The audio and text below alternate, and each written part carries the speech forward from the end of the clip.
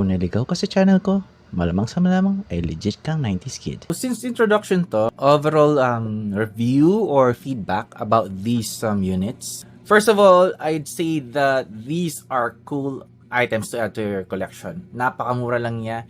Actually, nung nabili ko to, it's around 2,500. But if you're following me on TikTok, there's a great possibility that it's just around 2,150 plus na lang. May certain discount siya every now and then. Ang common complaint nila sa mga reviews sa mga to is masyado daw maluwang yung mga connections. But in my opinion, that's actually just a minor issue. If you found this joint reinforcement tool. If again, nasa TikTok ka, nasa showcase ko to, feel free to purchase it. Iwiwiggle ko sila isa-isa.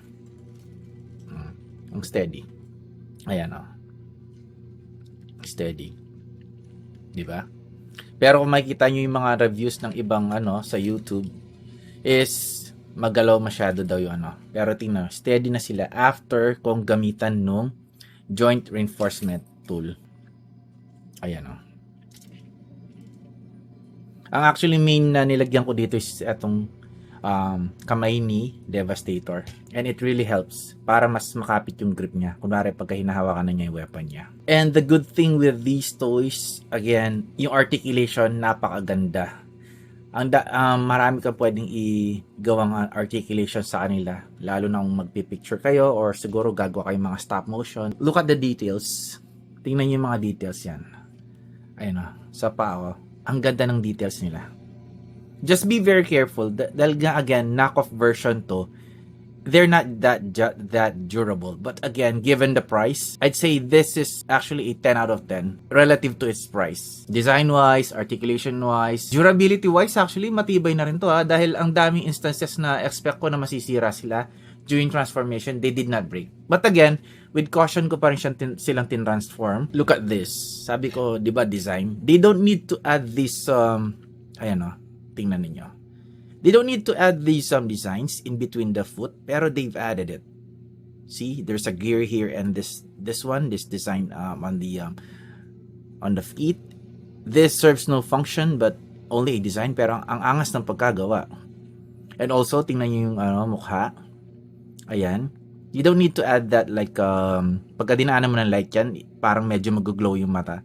They don't need to add that. But they've added it. Gagawa ko ng feedback ko on the like articulation of each of this. I could rate them based on my preference, but each of them individually, they're 10 out of 10 each. Regarding the feature, pakulo nila, they don't really have to add it. Ito yung sinabi ko yung pag-glow ng mata. Actually, ito yung switch ng mata ni Devastator. They don't need to add that, but they've added it. So, that's another plus for me. Ayan. This is just an introduction of the review on these toys. I will create a review for each of them. First, the transformation of robot to vehicle mode, and then vehicle to robot mode. And I will give you guides on how to transform them. Again, para ma-prevent ninyo, kung mare first time yung bumili ng units na to, para ma-prevent nyo yung certain damages that could occur when transforming these. So far, di naman nagka-damage tong mga to nung tina-transform ko. Again, given the price range, they're pretty much durable in my opinion. They're not perfect, but pretty much they are durable. Nakatulong yung joint reinforcement tool, lalo na dito sa leg part, which is si long haul. Kung mapapansin niyo, ang sobrang hirap, hindi na masyadong magalaw yung legs niya. Kasi nga, that is good thing dahil eto yung leg part and mabigat ang legs ni Devastator. And also, pahabol ko, ang isang bagay na nagustuhan ko rito is lahat silang units, lahat ng weapons nila na itatago mo sa vehicle mode nila. And also, ang the combined mode which is Devastator, na itatago mo sila. Yung iba nga foldable just like this one. Ayan. And then this one, eto, just like si Hook, for example, etong baril yan to, weapon yan, na itatago mo rito. And there's a compartment for each of them. And also, pag nag-transform sila into Devastator, ang head nila is actually not visible. Etong si Mixmaster, originally nakalabas yung head niya. Pero, pag tin-transform siya, actually ang workaround lang dito, ibaba nyo to, eto yung side na yan, ng head niya. And then, i-rotate mo lang. And then once na-transform na siya, nakatago na yung head niya rin. Ayan. And also, by the way, I forgot, each of these transformers has these instructions. But based on my experience, medyo nahirapan nung i-follow to. Kaya ang ginawa ko na lang is nag-search na lang ako ng videos on how to transform them. Mas okay na gayahin mo kung ano itsura niya dito pag tinatransform mo siya ng robot. Mas madali mo siyang mag-transform that way. Pag sinusundan mo yung mga instructions dito, parang hindi ko mag-gets yung arrows eh. Tsaka kung ano yung specific part na dapat lang galawin. Your preference, yun lang ang strategy ko. Ginagawa kong guide ang mga images dito kasi itong image na to is accurate on how they actually looked like. For example, itong arm na to, hindi ko maintindihan kung paano i-transform yan dito sa instruction. So, ang ginawa ko, tinry ko na lang gayahin kung ano dito.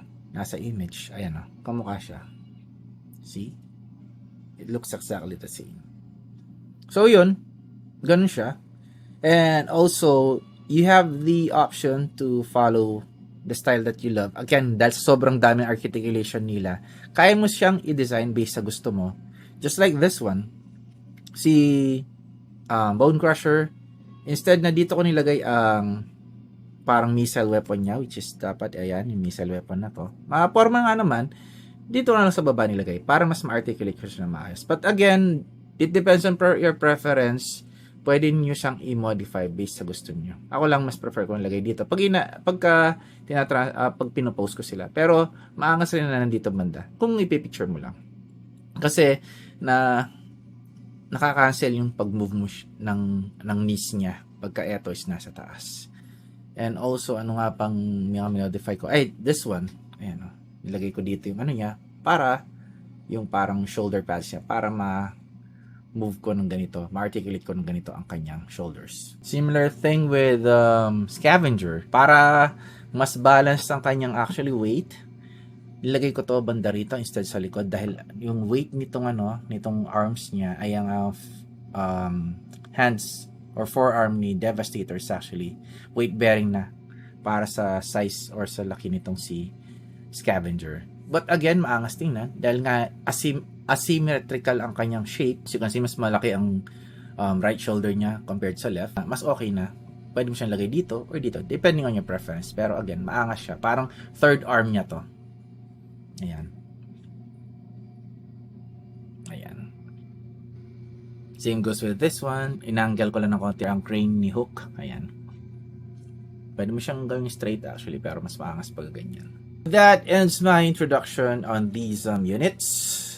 I will then create another review for each of them and each of them will have 3 reviews. Gagawin ko yung instruction from robot to vehicle, vehicle to robot, and then vehicle to Devastator. I hope you did like this review. Please feel free to like and subscribe and follow. And if nasa TikTok kayo naka-follow, nasa showcase ko to, feel free to purchase them. There's a possibility na baka may discount sila ngayon. So, yeah. Hindi lang to actually, marami rin pang ibang units dun sa showcase ko. Goodbye everyone!